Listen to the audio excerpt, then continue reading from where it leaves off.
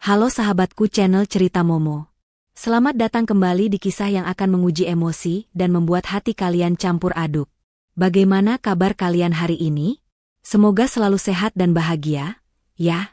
Hari ini, Momo akan mengajak kalian menyelami kisah yang penuh pengkhianatan, pengusiran yang menyakitkan, namun berujung pada kejutan yang benar-benar mengubah segalanya.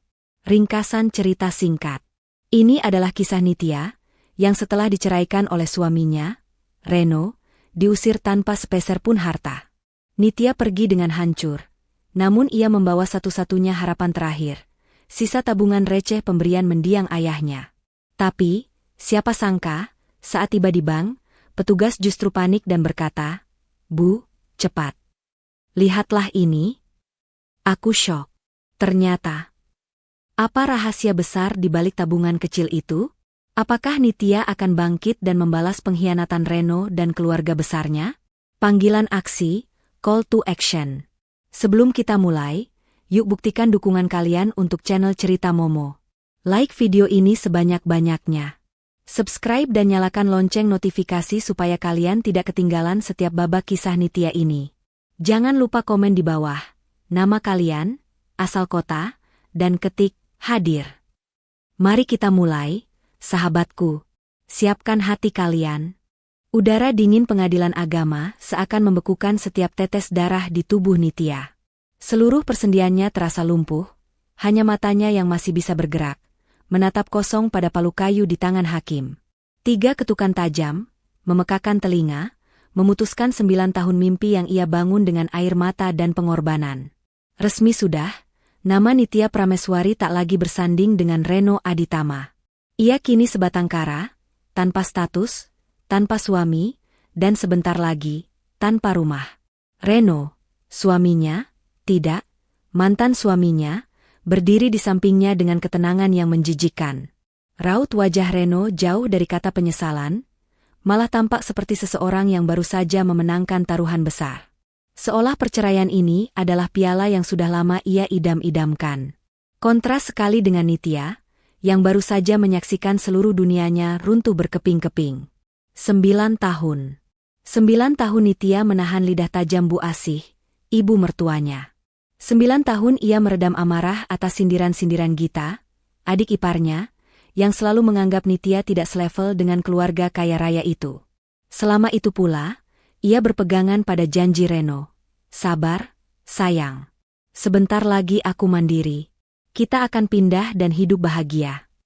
Janji kosong. Kini ia tahu, ia hanyalah batu loncatan. Begitu palu diketuk, Reno langsung menariknya keluar. Bukan untuk mengucapkan perpisahan yang baik-baik, melainkan untuk memastikan Nitya segera menghilang dari hidupnya. Jalan cepat, Nitya. Aku tidak mau ada drama di sini. Semuanya sudah selesai, desis Reno tanpa menatap mata Nitya sedikitpun. Mereka tiba di mobil mewah Reno, mobil yang dulu dibeli dengan sisa tabungan warisan dari ayah Nitya. Dulu Nitya menganggapnya sebagai investasi bersama, bukti cinta. Sekarang, hanya pengingat betapa bodohnya ia mempercayai pria ini. "Mana kunci rumahku?" tanya Reno dingin, mengulurkan tangan. Nitya terdiam, hatinya terasa seperti diremas. "Kunci? Tapi Reno, aku masih harus mengambil beberapa barang. Pakaianku, beberapa buku." "Tidak perlu," potong Reno cepat, suaranya naik 1 oktav.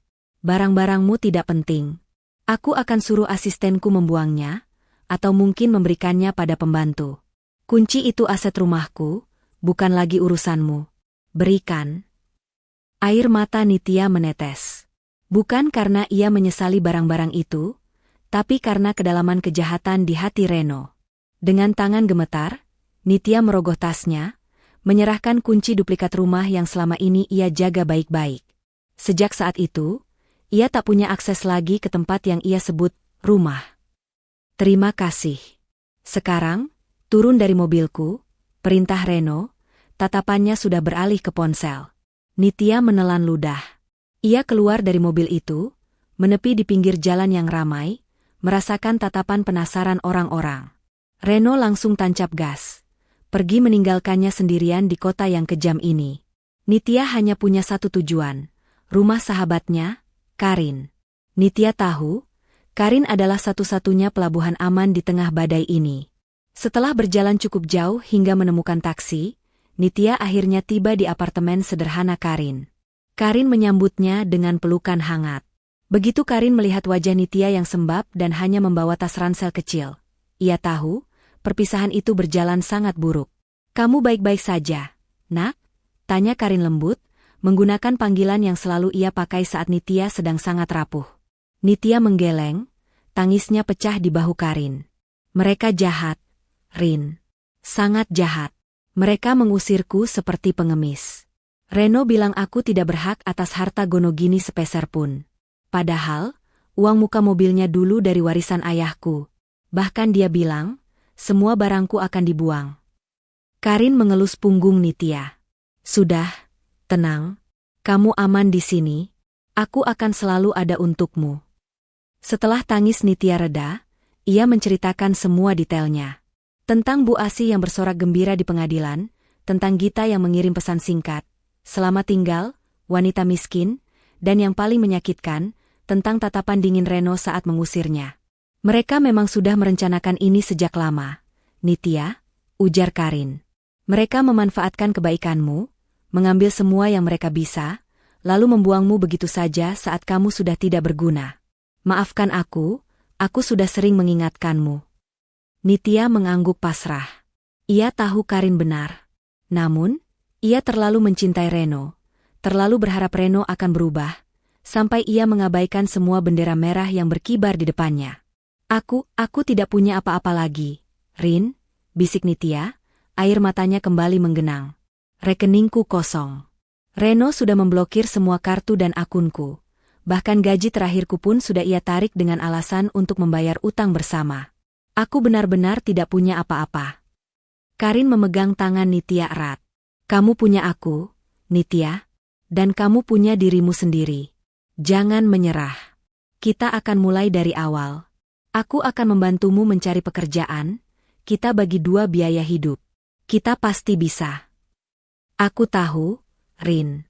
Tapi aku tidak mau merepotkanmu terus-terusan," kata Nitya. Ia menggeleng.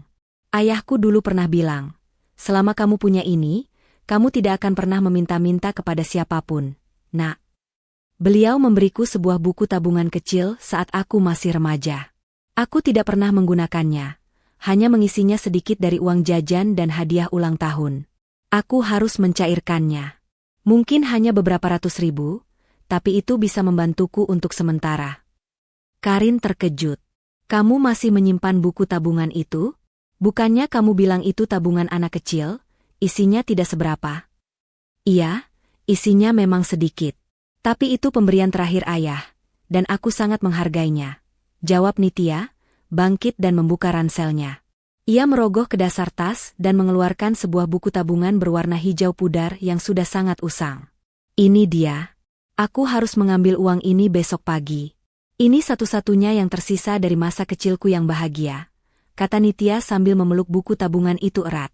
Ia tidak tahu, buku tabungan lusuh itu bukan hanya berisi sisa-sisa kenangan, tapi sebuah rahasia yang jauh lebih besar dari yang pernah ia bayangkan. Sebuah rahasia yang akan membuat Reno, Bu Asih, dan Gita bertekuk lutut memohon ampun padanya. Nitya bertekad. Besok ia akan mendatangi bank itu. Ia akan mencairkan uangnya, mencari pekerjaan, dan melupakan Reno untuk selamanya. Ia harus kuat. Ia harus bangkit. Ia akan membuktikan bahwa ia tidak pantas diusir seperti sampah. Ia akan kembali, bukan untuk membalas dendam, tapi untuk menunjukkan bahwa ia lebih berharga dari seluruh kekayaan yang pernah dimiliki keluarga Reno. Ia menggenggam buku tabungan itu sepanjang malam, satu-satunya benda yang menghubungkannya dengan masa lalunya yang murni, sebelum ia mengenal keluarga Aditama. Ia tidak tahu bahwa esok pagi, buku tabungan kecil itu akan membawanya ke dalam pusaran kejutan besar yang akan mengubah takdirnya selamanya. Ia akan menemui Pak Jaya, manajer bank, yang akan mengucapkan kalimat paling mengejutkan dalam hidupnya. "Bu, cepat. Lihatlah ini." Nitya tertidur dengan air mata kering di pipinya, memeluk buku tabungan yang ternyata adalah kunci menuju kehidupannya yang baru, bebas dari jeratan kemiskinan dan caci maki. Ia adalah wanita yang diusir tanpa harta, tapi ia akan kembali sebagai wanita yang jauh lebih kaya dari semua orang yang pernah merendahkannya. Pagi datang menyapa Nitya di kamar sederhana apartemen Karin. Matahari pagi yang seharusnya membawa semangat baru terasa dingin, tidak mampu menghangatkan hatinya yang remuk. Ia bangun dengan perasaan hampa. Semalam, tangisan dan keputusasaan telah menghabisinya, menyisakan kekosongan yang mematikan. Ia melihat pantulan dirinya di cermin kamar mandi. Lingkaran hitam di bawah mata, wajah pucat, dan tatapan yang kehilangan kilaunya. Bukan Nitya yang dulu. Nitya yang dulu adalah seorang wanita yang penuh senyum, meski harus menahan perlakuan buruk dari keluarga Aditama. Kini, hanya ada Nitya yang terluka dan sendirian. Karin sudah bangun dan sedang menyiapkan sarapan.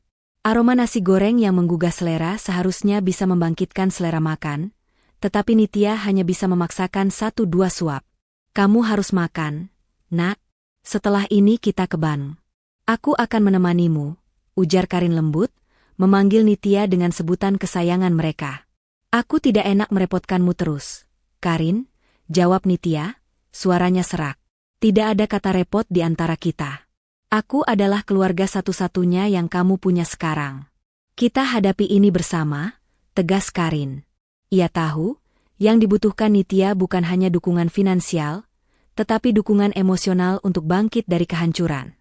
Sepanjang perjalanan menuju bank, pikiran Nitya kembali melayang pada pengusiran kemarin sore.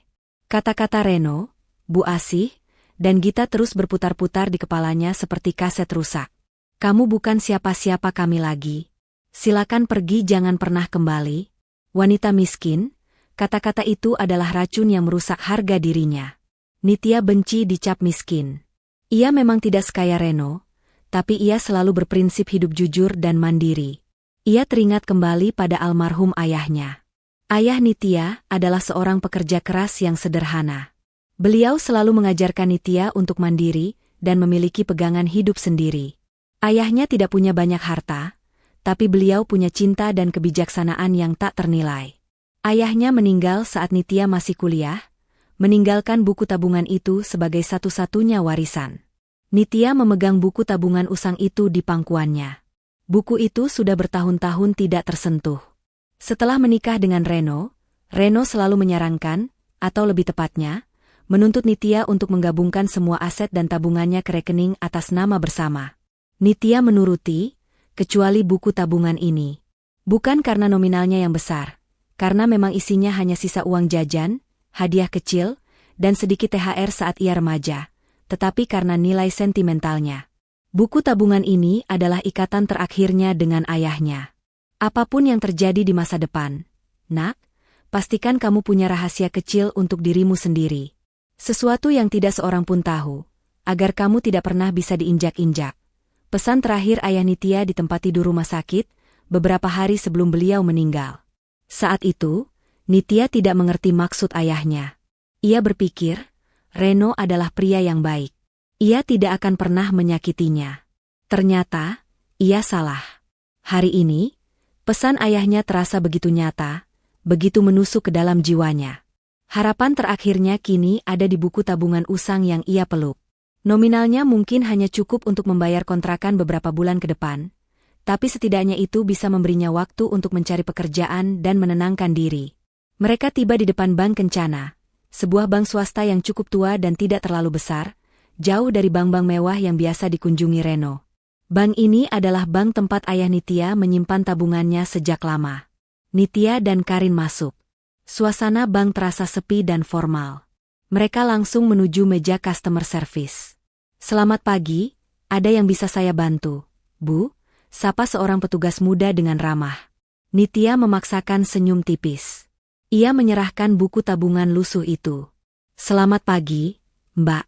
Saya ingin menarik semua sisa dana di rekening ini, dan sekalian menutupnya. Petugas itu mengambil buku tabungan, mencermati nama dan nomor rekening, lalu mulai memasukkan data ke dalam komputernya. Wajahnya yang semula ramah mendadak berubah. Kerutan muncul di dahinya. Ia mengulang proses memasukkan data, seolah tidak percaya dengan apa yang ia lihat di monitor. Maaf, Bu. Boleh saya cek ulang tanggal lahir dan nama Ibu? Tanya petugas itu, Suaranya mulai terdengar sedikit tercekat dan tangannya gemetar. Nitya menyebutkan data dirinya dengan sabar. Petugas itu mengangguk, namun kekagetannya semakin terlihat jelas. Ia menarik napas dalam-dalam, lalu tiba-tiba bangkit dari kursinya dengan gerakan tergesa-gesa. "Mohon tunggu sebentar, Bu. Saya harus memanggil atasan saya," katanya, tanpa memberikan penjelasan lebih lanjut, meninggalkan Nitya dan Karin dalam kebingungan. Karin menyenggol lengan Nitya. "Ada apa, ya? Kenapa dia panik begitu?" Nitya menggeleng, hatinya diliputi firasat aneh. Apakah bank ini bermasalah? Apakah ternyata dana ayahnya sudah hilang? Ketakutan baru menyergapnya, ketakutan yang jauh lebih besar daripada rasa sakit akibat perceraian. Jika uang ini hilang, ia benar-benar tidak punya apa-apa lagi selain kebaikan hati Karin. Tidak lama kemudian, petugas customer service itu kembali, diikuti oleh seorang pria parubaya yang mengenakan jas rapi dan lencana manajer bank. Dialah Pak Jaya. Wajah Pak Jaya terlihat sangat tegang, namun juga tampak berbinar karena suatu alasan yang tidak bisa Nitya pahami. Pak Jaya mendekat, mengabaikan antrean lain, dan langsung menyapa Nitya dengan sopan. Bahkan terlalu sopan untuk seorang manajer bank kepada nasabah yang hanya punya tabungan kecil. "Selamat pagi, Bu Nitya. Saya Pak Jaya, manajer bank Kencana cabang ini. Mohon maaf atas keterlambatan kami." "Saya dengar Ibu ingin menutup rekening ini?" tanya Pak Jaya, suaranya ramah tapi penuh kehati-hatian. Matanya terus menatap buku tabungan di tangannya. "Iya, Pak. Mohon bantuannya." "Saya hanya ingin mencairkan semua sisanya," jawab Nitya. Pak Jaya menghela napas panjang, lalu perlahan menggeser monitor komputer ke arah Nitya. Jantung Nitya berdebar kencang. Ia mengira akan melihat tulisan, saldo Rp475.000, atau sejenisnya. Tetapi, apa yang ia lihat di layar monitor itu membuat darahnya serasa berhenti mengalir. Sebuah kode rekening berwarna merah, diikuti dengan tulisan besar, Master Account status aktif, dan di bawahnya, kolom saldo menampilkan angka yang panjang, sangat panjang, dengan nol yang tak terhitung jumlahnya. Nitya memicingkan mata, berusaha memahami angka di depannya. Matanya membaca dari kanan ke kiri, juta, puluhan juta, ratusan juta, miliar, puluhan miliar. Nitya menoleh ke Pak Jaya, matanya membelalak kaget. Ia masih berpikir ini adalah kesalahan sistem. Pak Jaya membungkuk sedikit, suaranya bergetar karena antusiasme, dan tepat di saat Nitya hendak bertanya, Pak Jaya berbisik cepat dengan nada mendesak, seolah takut ada yang mendengar rahasia besar itu. "Bu, cepat. Lihatlah ini." Wajah Pak Jaya menyeratkan kepanikan, bukan karena uang itu hilang, melainkan karena ia baru saja menemukan harta karun yang selama ini tersimpan rahasia. Ia menunjuk kode di layar. "Bu, ini bukan hanya tabungan biasa. Ini adalah rekening induk, rekening warisan. Seluruh aset bank Kencana ini, secara rahasia, terikat pada status Master Account yang dipegang oleh pemegang buku tabungan ini. Dan pemegang rekening ini adalah Ibu." Nitya tidak bisa berkata-kata. Ia menatap Karin, yang kini sama terkejutnya, matanya membulat sempurna. Karin mencubit lengannya, memastikan ini bukan mimpi. Ternyata, buku tabungan lusuh itu bukan berisi uang jajan receh. Buku tabungan itu adalah kunci. Kunci menuju kekayaan tak terhingga yang disiapkan oleh almarhum ayahnya. Ayahnya yang sederhana itu, ternyata jauh lebih kaya, jauh lebih visioner, dan jauh lebih cerdas dalam merencanakan masa depan putrinya daripada yang pernah ia bayangkan. Reno, Bu Asih, dan Gita tidak tahu betapa besarnya kesalahan yang baru saja mereka perbuat dengan mengusir pewaris tunggal Master Account Bank Kencana. Nitya, yang baru kemarin diusir sebagai wanita miskin, kini duduk di depan manajer bank, yang baru saja mengungkapkan bahwa ia adalah pemegang kendali atas harta yang nilainya mencapai ratusan miliar rupiah. Nitya hanya bisa terdiam, lidahnya keluh, tatapannya terpaku pada layar monitor yang menampilkan angka-angka fantastis. Ratusan miliar. Bukan hanya nominal, tetapi simbol dari sebuah rahasia besar yang selama ini tersembunyi, terlindungi oleh kecintaan seorang ayah kepada putrinya. Di sebelahnya, Karin juga tak kalah terkejut. Tangan kirinya menutup mulut, sementara tangan kanannya menggenggam lengan Nitya seolah takut Nitya akan pingsan. Pak Jaya, manajer bank, yang tadinya tegang, kini menghela napas lega, namun matanya tetap waspada. Ia segera memberi isyarat kepada petugas customer service dan satpam bank, untuk memastikan tidak ada seorang pun yang mendekat ke meja mereka. Mari, Bu Nitya, Bu Karin. Sebaiknya kita bicara di ruangan saya. Ini adalah masalah yang sangat sensitif dan bersifat rahasia. Ajak Pak Jaya dengan suara berbisik, nadanya kini penuh rasa hormat yang mendalam. Nitya dan Karin mengikuti Pak Jaya ke ruang kerjanya yang mewah dan kedap suara. Begitu pintu tertutup, Nitya baru bisa bernapas dengan benar, meski napasnya masih terengah-engah. Pak Jaya, tolong jelaskan. Apa ini semua? Master account? Ratusan miliar? Saya tidak mengerti. Ayah saya. Beliau hanya seorang guru honorer biasa, ujar Nitya, suaranya dipenuhi kebingungan dan ketidakpercayaan. Pak Jaya tersenyum tipis. Senyum itu mengandung cerita yang panjang. Bu Nitya, saya sudah bekerja di bank kencana ini selama 20 tahun. Saya mengenal almarhum ayah Anda, Bapak Pramudya, dengan baik. Bukan sebagai guru honorer, melainkan sebagai founding father di balik berdirinya bank kencana ini, dan beberapa perusahaan besar yang terafiliasi dengannya. Penjelasan Pak Jaya adalah kejutan yang jauh lebih besar daripada nominal di layar. Nitya merasa seperti karakter dalam film, di mana seluruh sejarah hidupnya ternyata hanyalah sebuah sandiwara yang disutradarai dengan sempurna oleh ayahnya. Ayah ibu adalah seorang jenius, Bu Nitya. Beliau mendirikan bank ini dengan prinsip kerahasiaan dan keamanan maksimal. Beliau tidak ingin ibu tumbuh dalam bayangan kekayaan, karena beliau tahu, harta akan mengundang serigala berbulu domba. Beliau ingin ibu menemukan cinta sejati dan menjalani hidup normal. Master account ini adalah jaring pengaman utama, hanya bisa diakses dan divalidasi dengan buku tabungan usang itu, yang beliau rancang sendiri kodenya, jelas Pak Jaya, sambil menunjuk buku tabungan di meja. Ayah Nitya secara rutin memindahkan saham, obligasi, dan keuntungan dari bank kencana serta beberapa perusahaan properti besar ke master account itu, atas nama tunggal Nitya. Saldo yang Nitya lihat di monitor, adalah akumulasi keuntungan selama hampir 20 tahun terakhir. Ayahnya telah meninggal 6 tahun lalu, namun aset itu terus berkembang secara otomatis dan legal. Nitya tersentak. Ia teringat kata-kata ayahnya sebelum meninggal, sesuatu yang tidak seorang pun tahu, agar kamu tidak pernah bisa diinjak-injak, Nak. Air matanya kembali menetes. Kali ini bukan air mata kesedihan, melainkan air mata keharuan dan rasa terima kasih yang tak terhingga kepada sosok ayah yang begitu jauh melihat ke depan. Ayahnya sudah menyiapkan mahkota pelindung ini sebelum serigala-serigala itu datang. Kenapa Bapak tidak memberitahu saya dari dulu? Tanya Nitya. Karena pesan terakhir beliau, Bu, adalah agar kami tidak membuka master account ini kecuali jika Ibu datang sendiri ke bank untuk menutup rekening, dalam kondisi terdesak dan hanya membawa buku tabungan ini. Beliau tahu, jika Ibu sudah datang ke sini dalam kondisi terdesak, itu berarti jaring pengaman itu harus diaktifkan. Jawab Pak Jaya, penuh penghormatan. Karin, yang selama ini diam, akhirnya angkat bicara. Jadi, Reno dan keluarga itu, mereka tidak tahu apa-apa? Mereka mengira Nitya benar-benar miskin dan diusir begitu saja. Pak Jaya mengangguk. Tentu saja tidak tahu.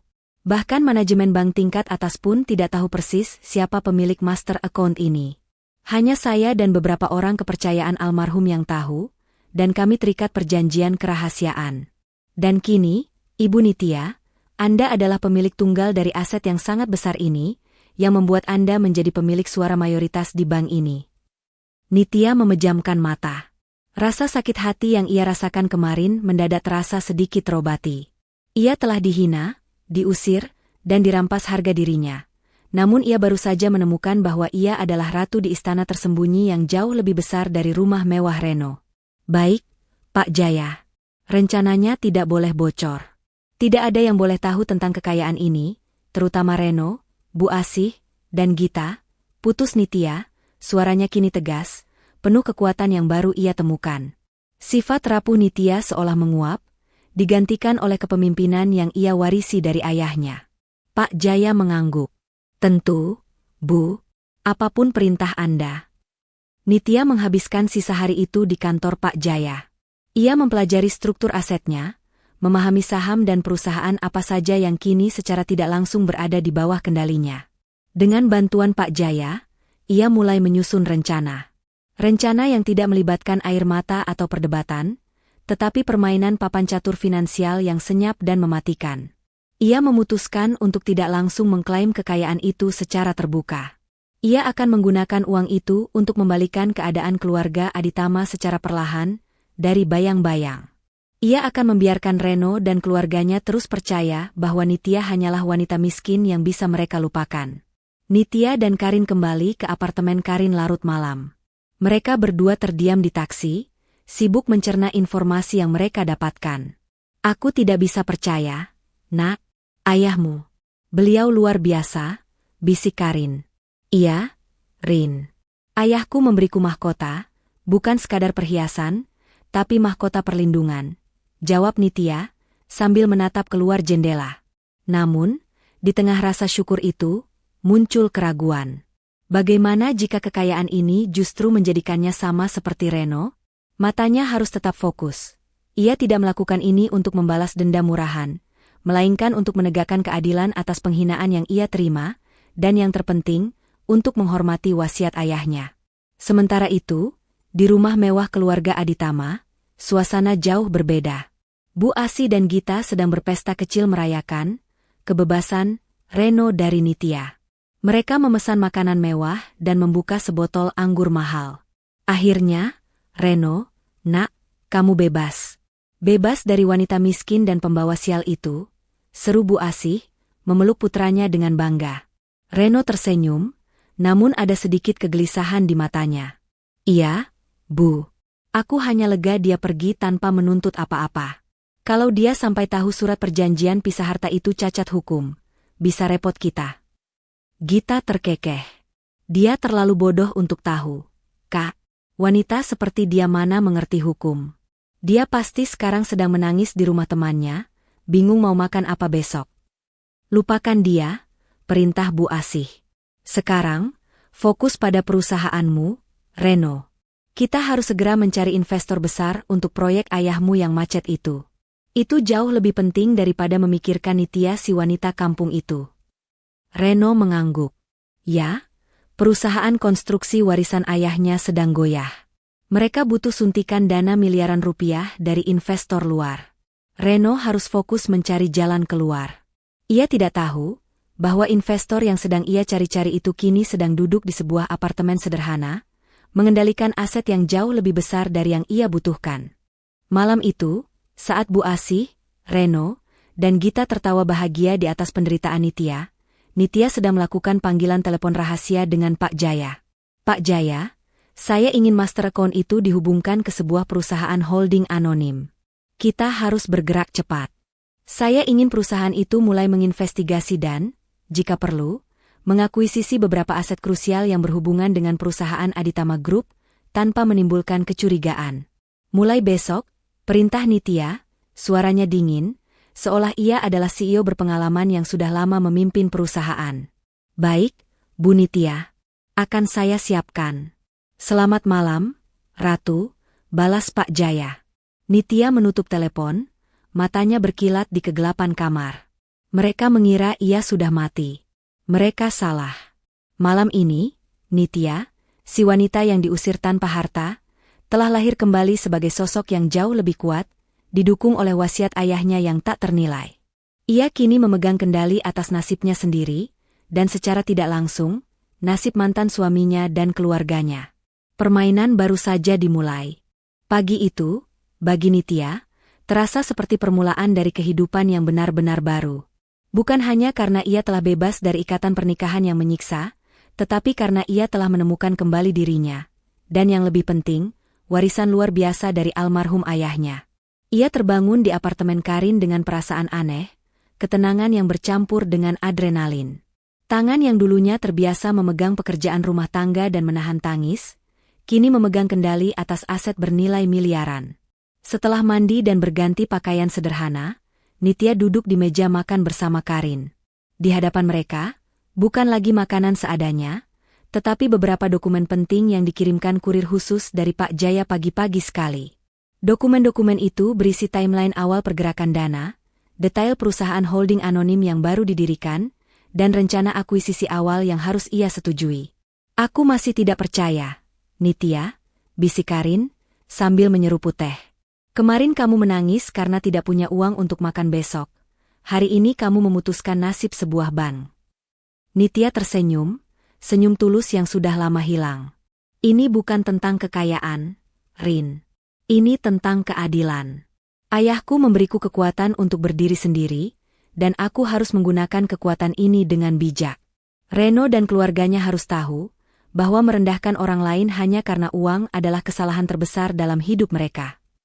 Fokus Nitya kini tertuju pada Aditama Group, perusahaan konstruksi milik keluarga Reno. Seperti yang diceritakan Reno saat mereka masih bersama, perusahaan itu sedang menghadapi krisis likuiditas parah dan sangat bergantung pada proyek besar yang sedang mandek. Mereka membutuhkan suntikan dana besar dari investor luar. Nitya tahu, itulah titik lemah keluarga Reno. Pak Jaya sudah mengurus akuisisi 2 perusahaan pemasok material krusial untuk Aditama Group, secara anonim, jelas Nitya kepada Karin, menunjuk salah satu dokumen. Dengan begini, kita punya kendali tidak langsung atas supply chain mereka. Jika mereka menunggak pembayaran, kita bisa mencekik mereka perlahan. Luar biasa, Nak. Ini seperti bermain catur, dan kamu sudah unggul di 5 langkah pertama. Puji Karin, kagum melihat ketajaman berpikir Nitya yang selama ini tersembunyi di balik peran sebagai istri yang tertekan. Nitya menghabiskan waktu hingga siang hari untuk rapat virtual rahasia dengan Pak Jaya. Rapat itu berjalan lancar. Pak Jaya memuji ketenangan dan visi Nitya. Ia melihat bayangan ayah Nitya, Bapak Pramudya, dalam diri Nitya, sosok yang cerdas, dingin dalam berbisnis, namun selalu menjunjung tinggi integritas. Sementara Nitya bergerak dalam senyap di balik tirai kekayaan master account, di rumah mewah Aditama Group, suasana terasa ramai dan tegang. Reno sedang berdebat sengit dengan Bu Asih dan Gita. Aku bilang, ini adalah masalah besar. Kita sudah mengirim proposal ke puluhan investor, dan tidak ada satupun yang menanggapi serius. Teriak Reno, membanting berkas ke meja ruang tamu. Bu Asih, yang masih mabuk kemenangan atas perceraian Nitya, berusaha menenangkan. Tenang, Nak, kita punya nama besar. Siapa yang berani menolak Aditama? Mungkin mereka hanya butuh waktu. Waktu kita habis. Bu, bank sudah memberikan peringatan terakhir untuk cicilan proyek kita yang macet. Kalau kita tidak dapat investor bulan ini, kita bangkrut. Reno meremas rambutnya frustrasi. Gita muncul dengan ponsel di tangan, wajahnya masam. Dan itu bukan satu-satunya masalah. Tadi aku mau memesan material baja dari PT Wijaya Konstruksi, mereka bilang harga mendadak naik 30%. Gila, padahal kita sudah ada kontrak. Reno terkejut. Naik 30%? Tidak mungkin. Mereka adalah supplier utama kita sejak dulu. Hubungi manajernya, suruh dia datang ke sini sekarang juga. Gita menggeleng. Sudah aku telepon. Katanya manajernya diganti, dan kebijakan perusahaan material itu sudah diambil alih oleh investor baru. Mereka tidak mau kompromi. Bu Asih mulai merasa ada yang tidak beres, tetapi ia menepisnya. Pasti ulah pesaing. Mereka iri dengan kesuksesan kita. Abaikan saja. Reno, fokus pada mencari investor. Meskipun dalam kesulitan, pikiran mereka tetap tidak lepas dari Nitya. Bu Asih tersenyum sinis. Setidaknya kita tidak perlu berbagi masalah ini dengan wanita yang hanya akan menangis dan menambah beban. Nitya sudah tidak ada, masalah kita hanya soal bisnis. Justru aku lega dia pergi, tambah Reno, berusaha meyakinkan dirinya sendiri. Hidupku jauh lebih tenang sekarang. Tidak ada lagi keluhan, tidak ada lagi tatapan menghakimi. Aku bisa fokus pada perusahaan. Reno memutuskan untuk mencoba jalur terakhir, menghubungi rekan-rekan lamanya di dunia hukum dan bisnis untuk meminta bantuan mencari investor. Salah satu rekan lamanya merekomendasikan sebuah perusahaan konsultan keuangan anonim yang sangat andal dan memiliki jaringan investor rahasia. Perusahaan ini sangat eksklusif, bro. Mereka tidak menerima klien sembarangan. Tapi kalau mereka mau, dijamin proyekmu akan diselamatkan. Coba saja kirim proposalmu ke email ini, ujar rekan Reno di telepon. Reno langsung bersemangat. Ini adalah secercah harapan di tengah kegelapan. Ia segera mengirimkan proposal dan detail krisis ke alamat email tersebut. Ia tidak tahu bahwa email itu akan diteruskan langsung ke inbox Pak Jaya, dan klien anonim yang akan menangani kasusnya adalah Nitya sendiri, melalui perusahaan holding master account-nya. 2 hari kemudian, Nitya menerima proposal bisnis Reno. Ia membacanya dengan saksama di ruang kerja Pak Jaya. Di sampingnya, Karin melihat dengan geli. "Lihat, Rin." Dia bilang perusahaannya sedang membutuhkan restrukturisasi modal jangka pendek. Padahal dia sedang diambang kebangkrutan, komentar Nitya datar. Nitya, melalui perusahaan holding anonimnya, merespons. Mereka setuju untuk memberikan jasa konsultasi. Ini adalah awal dari jebakan yang Nitya siapkan. Ia ingin Reno menandatangani kontrak yang akan menjadi bumerang bagi keluarganya. Pak Jaya menyusun kontrak konsultasi itu dengan sangat teliti. Di dalamnya terdapat klausul-klausul yang terlihat standar dan mengikat Reno untuk membayar biaya konsultasi yang sangat tinggi, yang akan dibayar setelah proyek terselamatkan. Namun, klausul krusial diselipkan secara samar di bagian akhir. Sebagai jaminan atas jasa eksklusif dan kerahasiaan konsultasi yang diberikan, klien, Reno, setuju untuk menahan hak gadai atas aset properti utama perusahaan keluarga hingga seluruh biaya jasa dilunasi. Ini adalah kontrak yang disusun untuk menghukum. Kontrak ini menjebak Reno agar secara legal menyerahkan jaminan atas aset keluarganya sendiri kepada Nitya, yang bertindak sebagai konsultan anonim. Kontrak ini mengerikan, Nak. Jika dia teken ini, aset utama keluarganya bisa kamu tarik paksa kapan saja, bahkan jika dia melanggar klausul terkecil, kata Pak Jaya sambil menyerahkan dokumen final. Aku tahu, Pak Jaya. Tapi Reno hanya akan melihat tulisan, konsultasi, investor, dan solusi, jawab Nitya dingin. Dia terlalu panik dan terlalu sombong untuk membaca detailnya. Kirimkan kontrak ini sore ini juga, dengan catatan harus ditandatangani hari ini juga jika ingin diselamatkan. Sore harinya, Reno menerima email balasan dari perusahaan konsultan anonim. Ia melihat biaya konsultasi yang mahal, tetapi langsung terbutakan oleh prospek penyelamatan perusahaan. "Bu, Gita, lihat. Ada yang mau bantu kita.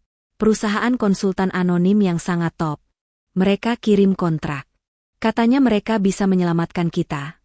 Seru Reno penuh kegembiraan di ruang tamu. Bu Asih dan Gita mendekat, membaca sekilas. "Mahal sekali biayanya, Nak," komentar Bu Asih. "Tapi mereka menjanjikan dana segar. Bu, ini satu-satunya jalan. Aku harus tanda tangan sekarang.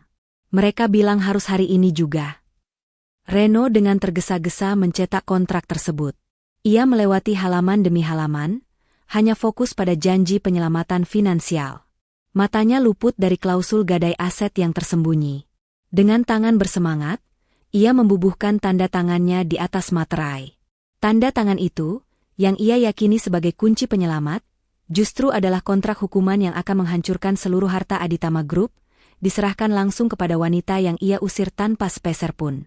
Reno mengirimkan kembali kontrak yang sudah ditandatangani itu, lega. Ia tidak tahu bahwa kontrak itu adalah senjatanya sendiri, yang kini dipegang erat oleh Nitya. Nitya, di tempat persembunyiannya, menerima scan dokumen itu dari Pak Jaya. Ia tersenyum tipis. Pagi yang tenang bagi keluarga Aditama telah berakhir. Badai hebat itu, yang berawal dari buku tabungan usang, kini siap untuk menghantam.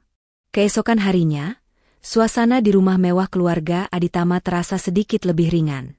Reno, Bu Asih, dan Gita merasa lega setelah Reno mengirimkan kembali kontrak konsultasi yang ditandatangani. Bagi mereka, tanda tangan itu adalah garis hidup yang ditarik tepat sebelum mereka tenggelam dalam kebangkrutan. Mereka yakin, perusahaan konsultan anonim yang mahal itu pasti akan membawa investor penyelamat. "Aku yakin, Nak, minggu depan kita akan mendapatkan dana segar itu. Perusahaan konsultan itu pasti punya koneksi tingkat dewa," ujar Bu Asih sambil menyesap kopi pagi, nada suaranya kembali sombong.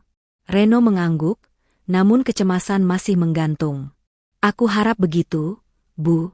Aku sudah menjaminkan aset rumah ini di dalam kontrak itu, meskipun hanya untuk beberapa bulan. Kalau mereka gagal, kita benar-benar habis." Gita, yang sibuk berselancar di media sosial, tiba-tiba memeki keras. Kak Reno, Ibu, cepat lihat ini, berita breaking di semua kanal bisnis. Reno dan Bu Asi bergegas mendekati Gita. Gita menunjukkan layar ponselnya. Semua media bisnis sedang menayangkan berita utama yang sama. Investor misterius akuisisi saham mayoritas PT Raharja Kencana, sahabat lama Aditama Group. Reno membaca subjudulnya dengan mata melotot. PT Raharja Kencana bukan sekadar sahabat lama. Itu adalah perusahaan holding besar yang memiliki kepemilikan saham di PT Wijaya Konstruksi, pemasok material yang harganya mendadak naik 30%, dan beberapa perusahaan vital lainnya yang terkait langsung dengan Aditama Group. Siapa investor gila ini? Kenapa mereka mengakuisisi Raharja Kencana? Ini pasti akan memengaruhi kontrak kita dengan Wijaya Konstruksi, teriak Reno panik. Bu Asi menimpali, siapapun dia punya uang tak terbatas. Cepat cari tahu namanya, Nak. Kita harus bekerja sama dengannya. Tepat pada saat itu, ponsel Reno berdering. Itu adalah panggilan dari Pak Handoyo, CEO lama PT Raharja Kencana. Reno mengangkat telepon dengan tangan gemetar. Halo, Pak Handoyo. Ada apa ini? Siapa investor baru itu? Apakah ini akan memengaruhi hubungan kita? Suara Pak Handoyo terdengar dingin dan resmi dari seberang telepon. Maaf, Reno. Itu tidak akan memengaruhi hubungan kita, karena hubungan kerja kita dengan Aditama Group sudah diputuskan efektif hari ini. Dan mengenai investor baru itu, ia meminta saya untuk menyampaikan pengumuman resmi perusahaan. Pengumuman apa, Pak? Tanya Reno, jantungnya berdegup kencang. Investor mayoritas yang mengakuisisi Raharja Kencana adalah sebuah holding anonim bernama Mahkota Sejati Corpora. Dan owner dari Mahkota Sejati Corpora secara pribadi meminta saya untuk memberitahu Anda bahwa ia mengenal Anda dengan baik, ujar Pak Handoyo, nadanya kini terdengar sangat menyesal. Siapa dia? Siapa pemiliknya? Desak Reno, napasnya memburu. Saya tidak bisa menyebutkan nama. Tapi ia menyuruh saya mengirimkan foto. Foto pengenalan resmi owner baru Mahkota Sejati Corpora ke seluruh manajemen internal, kata Pak Handoyo. Mohon dilihat email Anda, Reno. Reno segera membuka email dari PT Raharja Kencana. Tangannya gemetar saat mengklik lampiran foto. Bu Asi dan Gita ikut mendekat, menjulurkan leher dengan rasa penasaran yang luar biasa. Layar ponsel Reno menampilkan sebuah foto resolusi tinggi. Di sana, berdiri dengan anggun di hadapan sebuah logo perusahaan besar, adalah seorang wanita.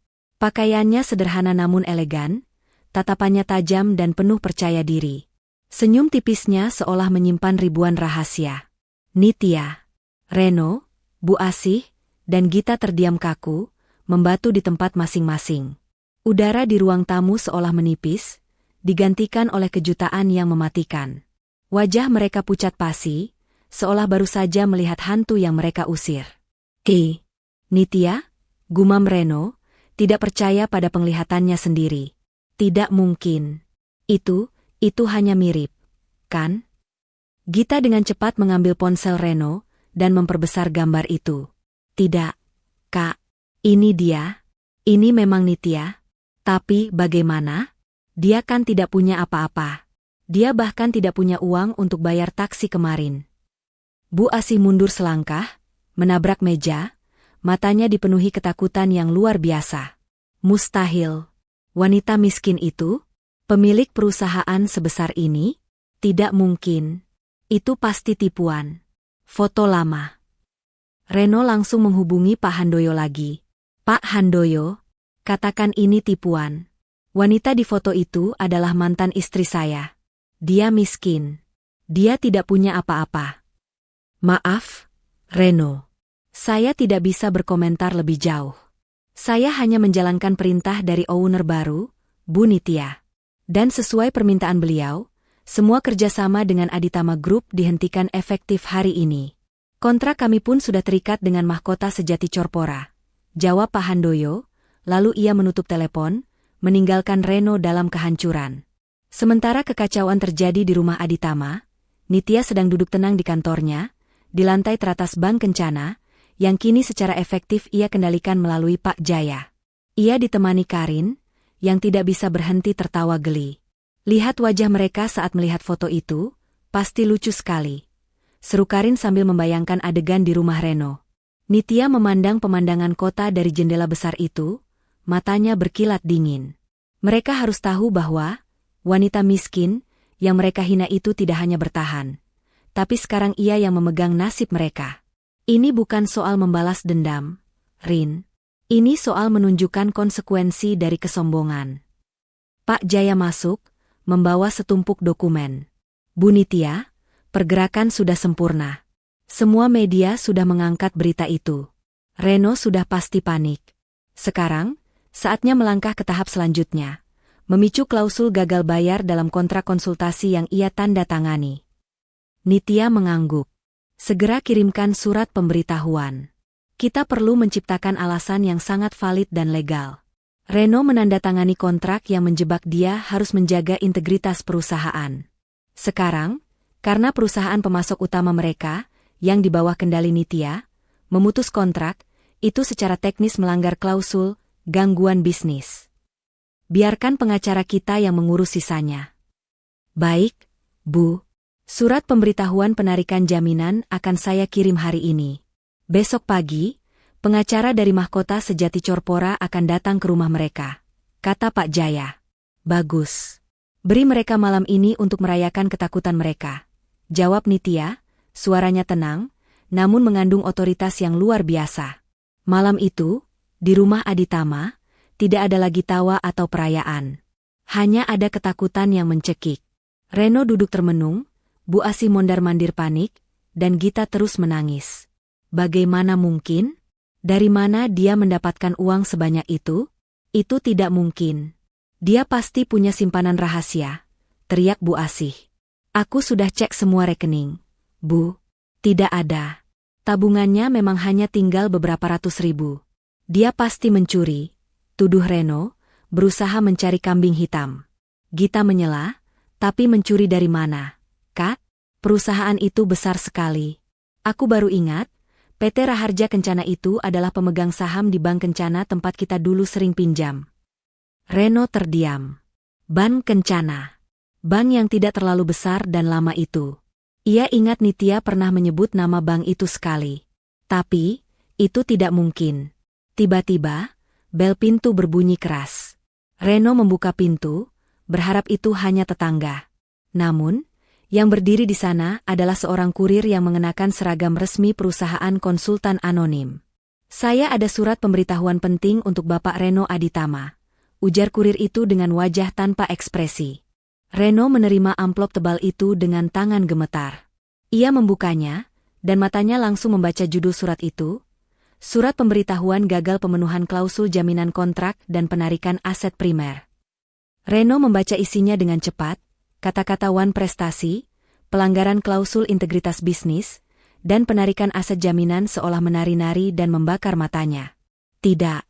Ini tidak bisa terjadi, teriak Reno. Kita baru saja menandatangani kontrak. Kita belum gagal. Apa itu?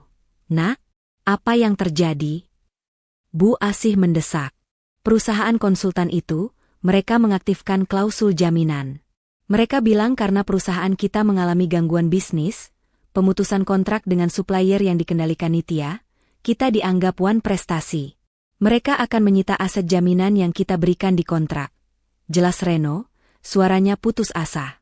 Wajah Bu Asih ketika pucat pasi. Aset jaminan? Maksudmu rumah ini? Reno mengangguk pasrah, keringat dingin membanjiri pelipisnya. Ia baru menyadari betapa bodohnya ia menandatangani kontrak tanpa membacanya sampai tuntas. Ia telah menjaminkan satu-satunya aset berharga mereka, rumah yang ia usir Nitya darinya, kepada perusahaan yang kini dikendalikan oleh mantan istrinya sendiri. Besok pagi, tim penarikan aset dari pihak konsultan akan datang.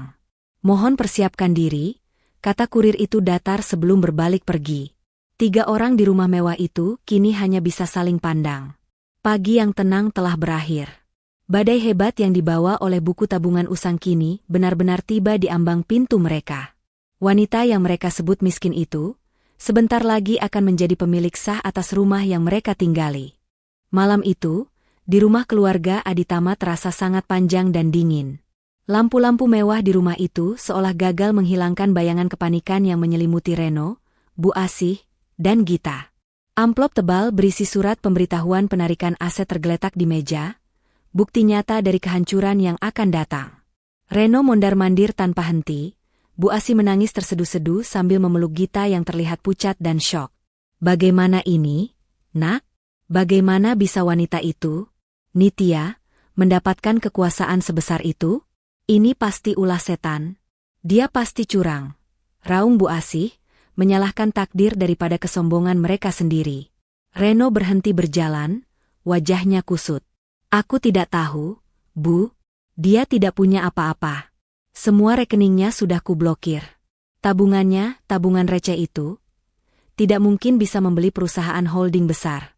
Aku pasti diledek habis-habisan oleh kolega-kolegaku jika mereka tahu aku dihabisi oleh mantan istriku yang baru saja kuusir. Coba telepon pengacara kita, Kak. Mungkin dia bisa membatalkan kontrak itu.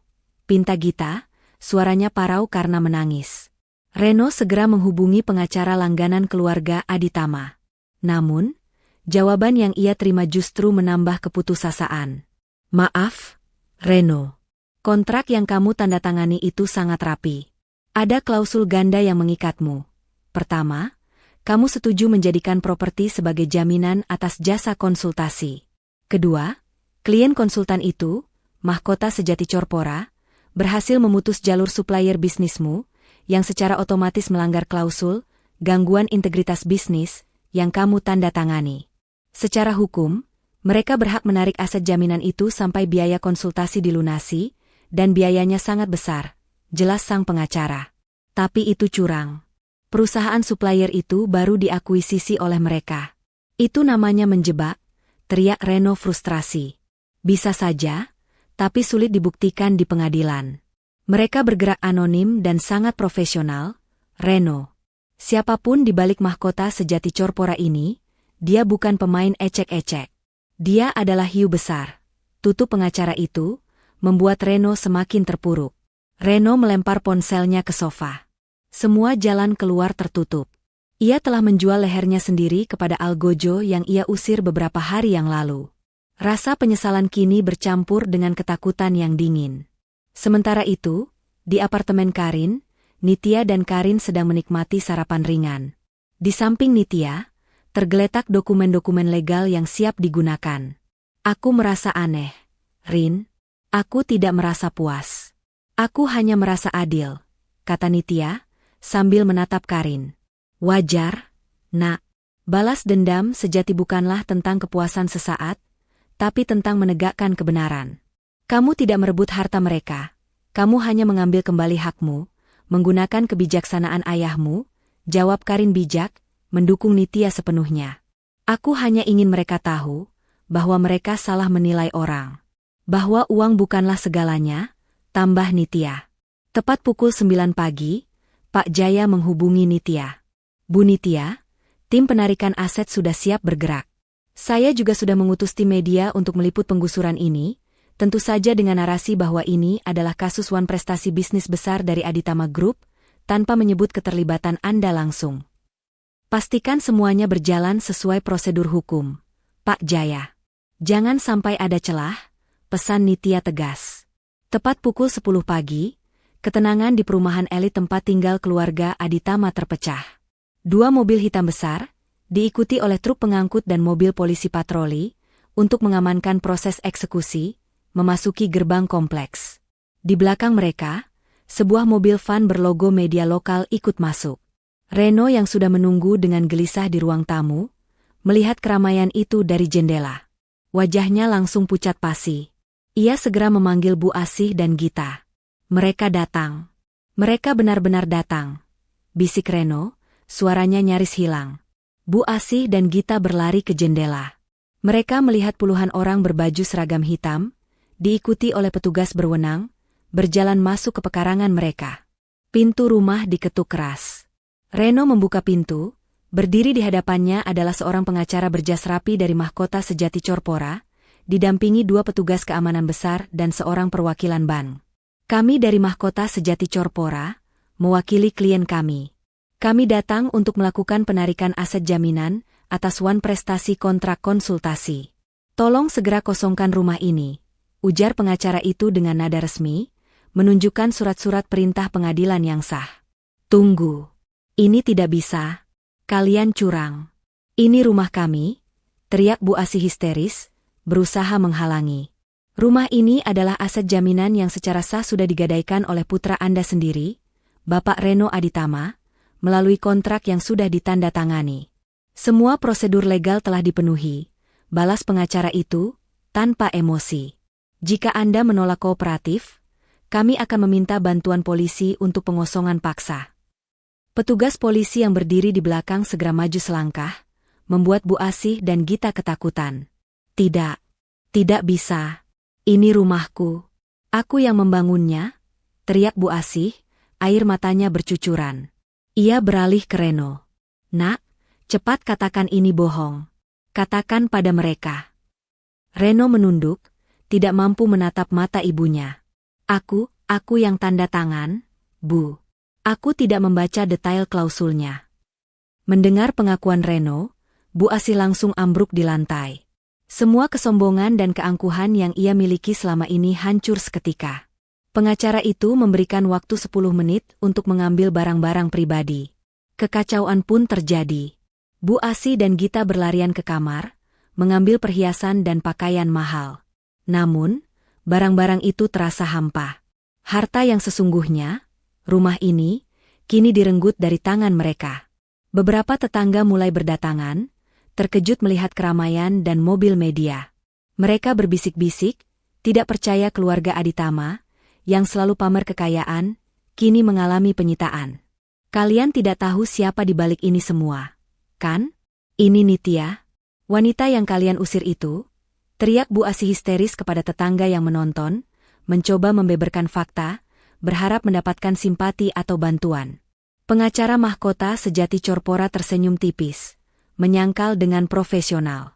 Mohon maaf, Bu, klien kami adalah badan hukum anonim. Kami menjalankan hukum, bukan drama pribadi.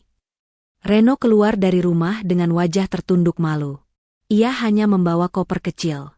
Bu Asih dan Gita mengikuti di belakangnya, wajah mereka penuh penyesalan.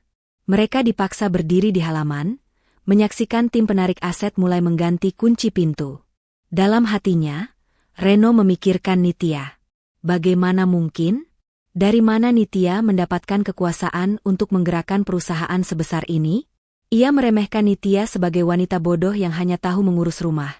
Dan kini, wanita itu menghancurkan seluruh hidupnya tanpa perlu bicara sepatah kata pun. Ia bahkan tidak melihat Nitya, tetapi kekuatan Nitya terasa begitu nyata, begitu menghancurkan. Saat tim penarik aset memasang plang besar bertuliskan, aset di bawah kendali mahkota sejati Corpora, di gerbang rumah, Reno merasakan kehancuran total. Rumahnya, simbol kejayaan keluarga, kini menjadi monumen kegagalan terbesarnya. Ia sadar, ia tidak hanya kehilangan rumah, ia kehilangan segalanya karena kesombongan. Di seberang jalan, di dalam mobil hitam yang tidak mencolok, Nitya dan Karin menyaksikan seluruh adegan itu.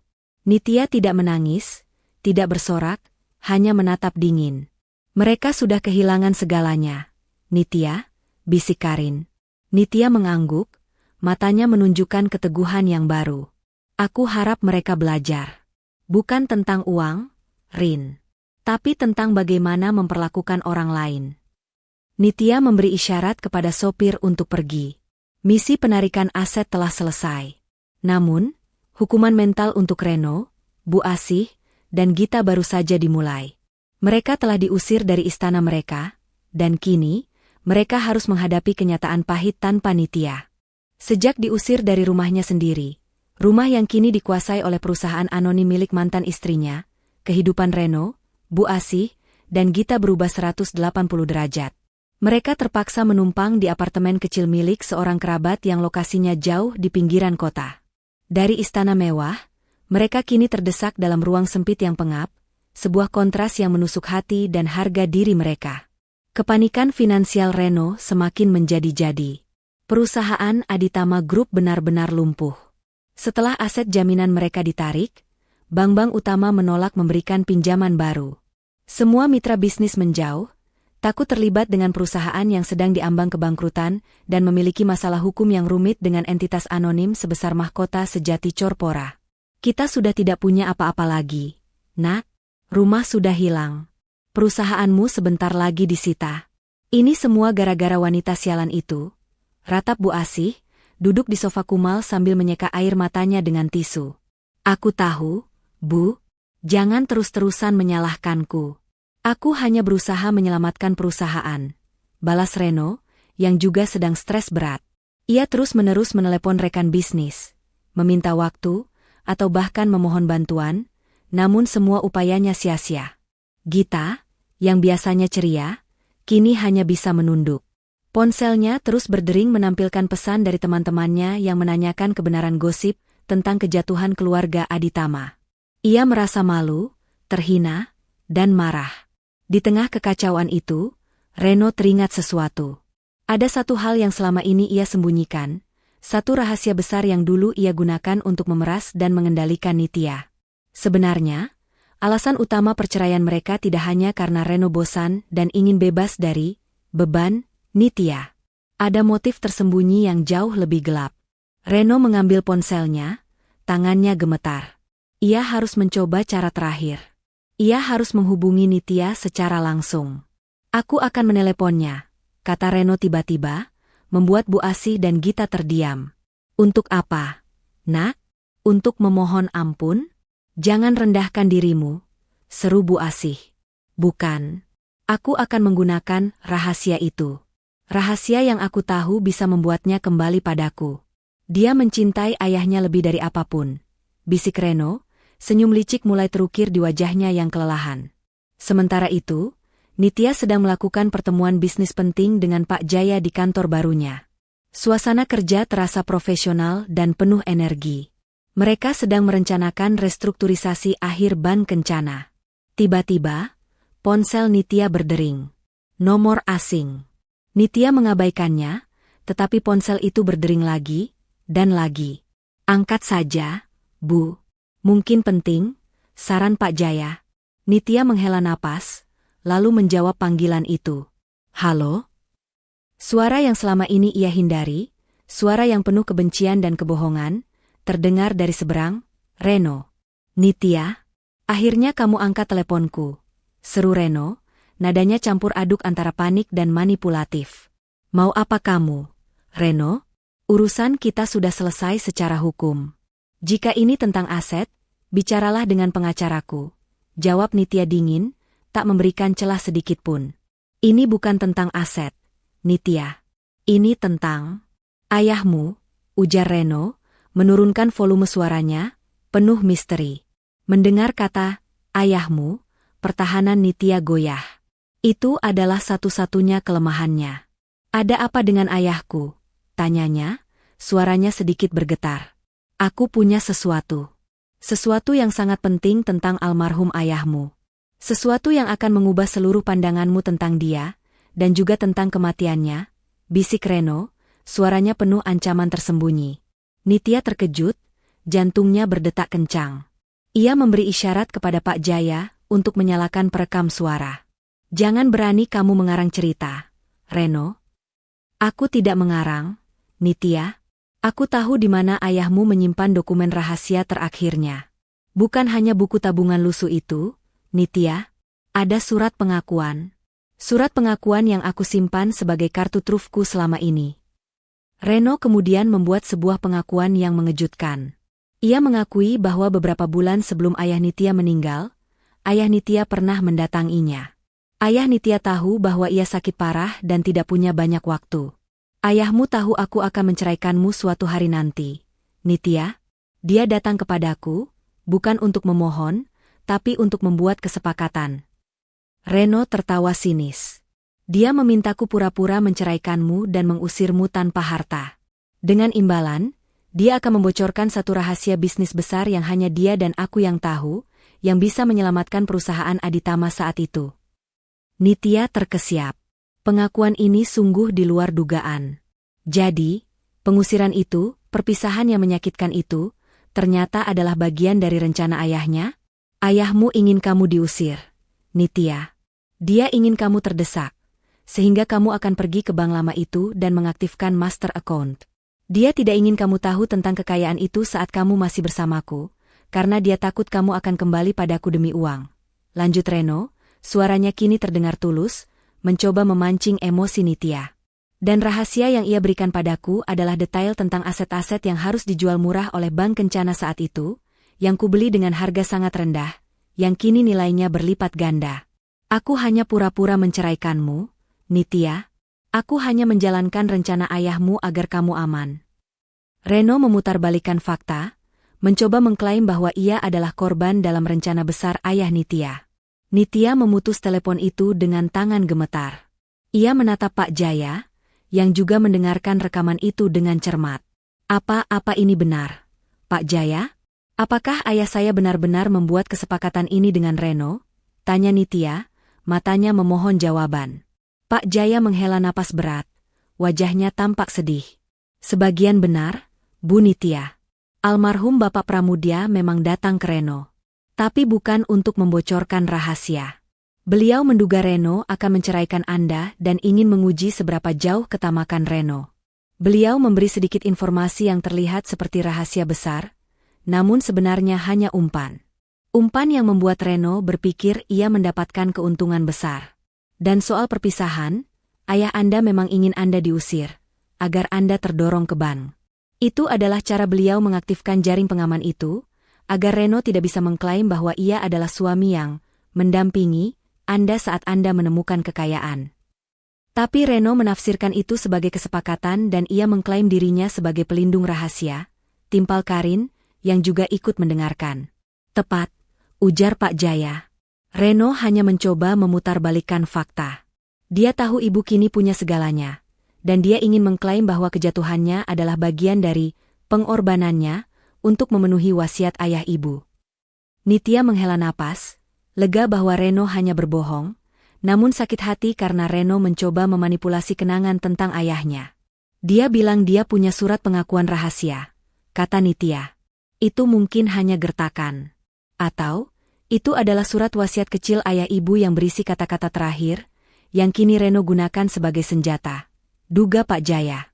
Nitya berdiri, mengambil keputusan. Aku tidak akan membiarkan dia menodai kenangan ayahku. Pak Jaya, persiapkan tim legal. Aku ingin Reno didatangkan ke sini, ke kantor ini. Biarkan dia membawa surat pengakuan itu. Saatnya aku mengungkapkan seluruh kebenaran padanya. Permainan tidak lagi senyap. Saatnya untuk konfrontasi tatap muka.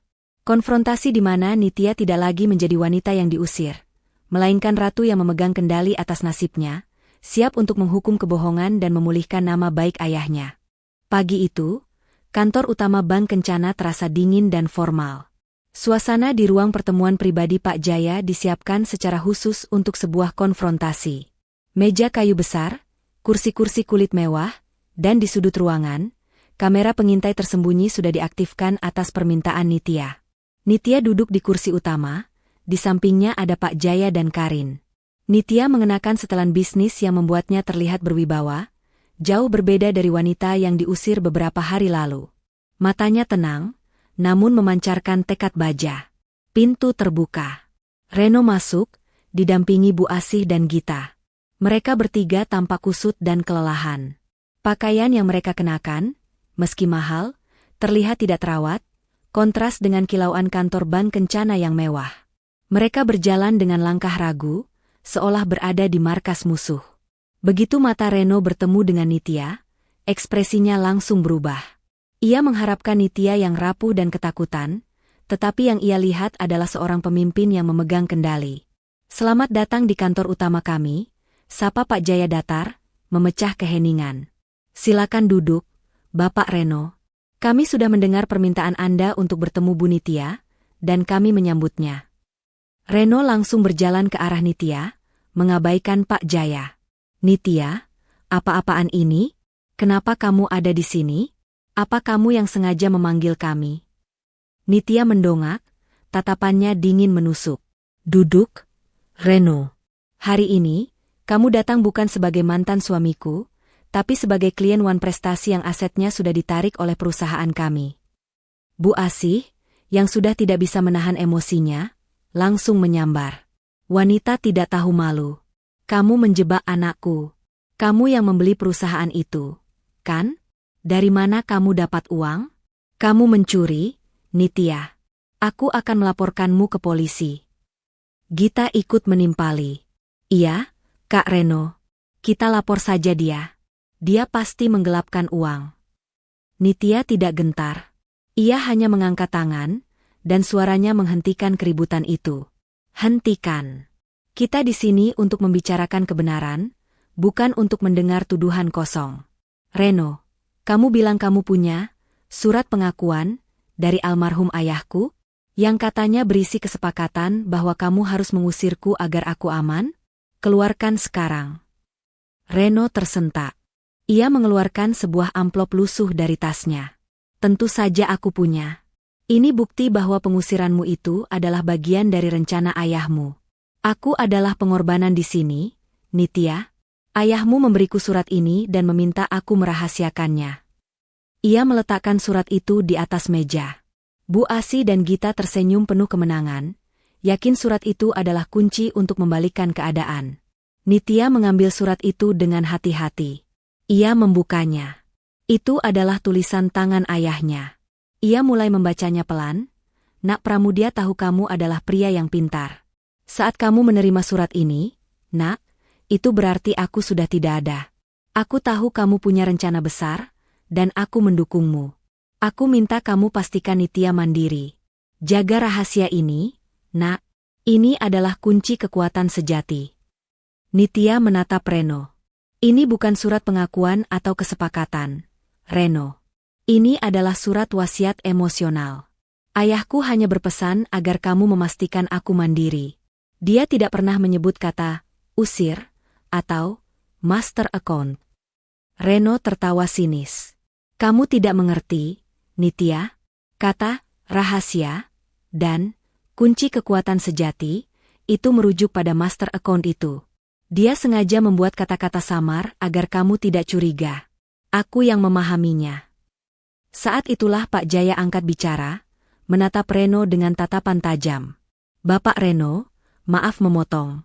Tapi Anda salah besar. Saya adalah salah satu orang kepercayaan almarhum Bapak Pramudia. Beliau memang memberikan surat itu kepada Anda, tetapi bukan sebagai kesepakatan. Surat itu adalah umpan. Reno, Bu Asih, dan Gita terkejut mendengar ucapan Pak Jaya. Umpan? Tanya Reno, bingung. Ya. Almarhum Bapak Pramudia sudah memprediksi bahwa suatu hari Anda akan menceraikan Nitya. Beliau tahu, Anda adalah orang yang tamak. Beliau sengaja memberi Anda rahasia, bisnis kecil yang terkesan besar, agar Anda merasa mendapatkan keuntungan dan berpikir bahwa Anda sudah menjalankan bagian dari kesepakatan. Jelas Pak Jaya, suaranya tenang dan otoritatif. Padahal, satu-satunya kesepakatan yang harus dijalankan adalah jaring pengaman.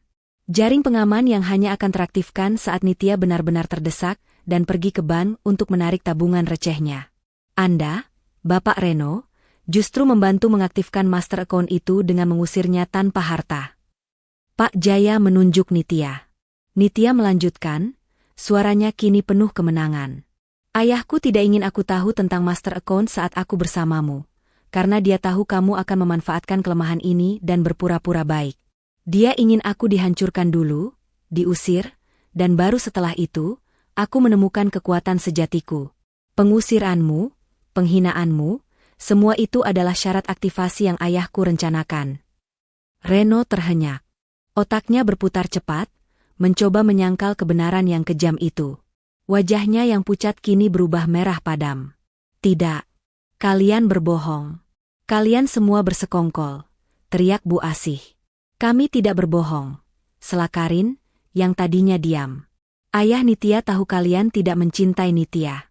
Beliau hanya memastikan bahwa putrinya tidak akan pernah sendirian dan miskin saat kalian meninggalkannya.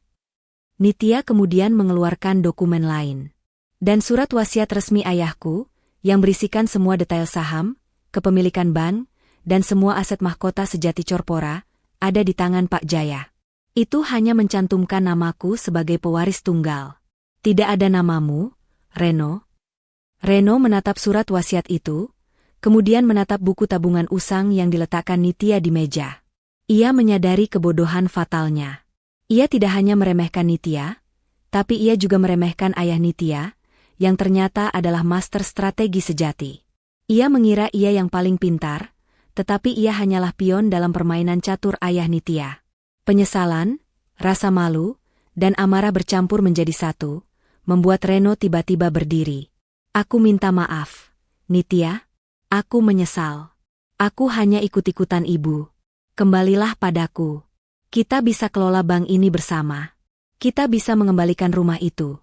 Teriak Reno, suaranya memohon, kini ia tak lagi peduli dengan harga dirinya. Nitya menggeleng, senyumnya dingin. Terlambat, Reno.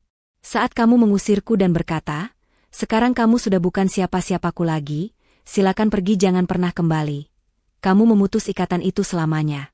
Sekarang, kamu benar-benar bukan siapa-siapaku lagi. Bu Asih, melihat anaknya memohon, ikut berlutut. Nitya, ibu minta maaf. Nak, kembalilah. Anggap ini semua ujian. Kami akan mengubah sikap kami. Nitya menatap Bu Asih yang kini menangis terseduh-seduh di lantai. Ia teringat semua caci maki yang ia terima. Penyesalan kalian tidak akan mengembalikan harga diriku, Bu Asih. Dan tidak akan mengubah fakta bahwa Anda dan putra Anda telah menandatangani surat penyerahan aset secara sukarela. Nitya memberi isyarat kepada Pak Jaya. Pak Jaya, segera urus agar mereka bisa keluar dari gedung ini dengan terhormat. Dan mulai hari ini, blokir semua akses komunikasi mereka terhadapku dan mahkota sejati Corpora. Reno, Bu Asih, dan Gita ditarik keluar dari ruangan itu oleh petugas keamanan. Mereka meninggalkan ruangan itu dengan kehancuran total. Harta sudah hilang, reputasi hancur, dan kartu truf mereka, surat pengakuan ayah Nitya, ternyata adalah senjata makan tuan. Nitya berdiri di tepi jendela, memandangi kota di bawahnya. Ia telah memenangkan pertempuran terakhir ini. Ia telah membuktikan kepada dirinya sendiri dan kepada dunia, bahwa ia adalah pewaris sah mahkota sejati ayahnya. Setelah diusir dari kantor Nitya yang kini menjadi markas kekuasaannya, Reno, Bu Asih, dan Gita meninggalkan gedung bank kencana dalam kondisi yang benar-benar hancur. Mereka tidak hanya kehilangan harta, tetapi juga harga diri. Kenyataan bahwa Nitya, wanita yang mereka anggap miskin dan bodoh, ternyata adalah pewaris tunggal sebuah kekayaan yang jauh melampaui imajinasi mereka, adalah pil pahit yang harus mereka telan. Mereka kembali ke apartemen kecil kerabat mereka dengan langkah gontai. Bu Asih tidak henti-hentinya meratap dan menyalahkan nasib. Kenapa? Nak? Kenapa kita harus menderita begini? Itu semua salah wanita itu. Dia tidak pantas mendapatkan semua itu. Teriak Bu Asih, memukul sofa. Reno duduk terdiam, pikirannya kalut. Ia bukan hanya menyesal telah kehilangan Nitya dan kekayaannya, tetapi ia mulai ketakutan. Ia menyadari bahwa tindakan Nitya tidak berhenti pada penyitaan rumah. Konfrontasi di kantor Nitya adalah sebuah deklarasi perang. Bu, diamlah sebentar. Bentak Reno, suaranya parau. Masalah kita lebih besar dari sekadar rumah yang hilang. Nitya tidak hanya mengambil rumah, dia mengambil Aditama Group melalui mahkota sejati Corpora. Kita diambang kebangkrutan total. Bu Asih dan Gita terdiam. Maksudmu? Tanya Gita pelan. Master account itu, dia menggunakannya untuk membeli semua kredit macet Aditama Group dari berbagai bank. Dia adalah kreditur terbesar kita sekarang. Dia bisa mempilotkan perusahaan kita kapan saja. Jelas Reno, wajahnya ditutupi ketakutan yang dingin. Benar saja, keesokan harinya, surat gugatan resmi dari mahkota sejati Corpora datang. Gugatan itu berisi tuntutan pilot kepada Aditama Group atas utang yang tidak bisa dibayar, yang ironisnya, kini dimiliki oleh Nitya. Reno, Bu Asih, dan Gita panik. Mereka berusaha mencari pengacara lain, tetapi tidak ada yang mau mengambil kasus melawan mahkota sejati Corpora. Nama besar Nitya yang kini beredar di lingkaran elit bisnis sebagai investor anonim yang kejam dan profesional, membuat semua orang gentar. Sementara keluarga Aditama berjuang melawan kepailitan, Nitya dan Karin sedang merayakan keberhasilan kecil. Nitya tidak lagi tinggal di apartemen Karin. Ia telah membeli sebuah penthouse mewah, tetapi ia memilih desain yang elegan dan minimalis, jauh dari kesan glamour berlebihan yang ia lihat di rumah Reno dulu. Karin kini bekerja sebagai asisten pribadinya, mengurus jadwal dan urusan domestik, sementara Pak Jaya mengurus semua urusan bisnis. Semua sudah berjalan sesuai rencana, Nak. Aditama Group resmi dinyatakan pilot minggu depan. Reno, Bu Asih, dan Gita tidak hanya kehilangan rumah, mereka kehilangan sumber penghasilan utama mereka, lapor Karin saat mereka sedang menikmati sarapan pagi.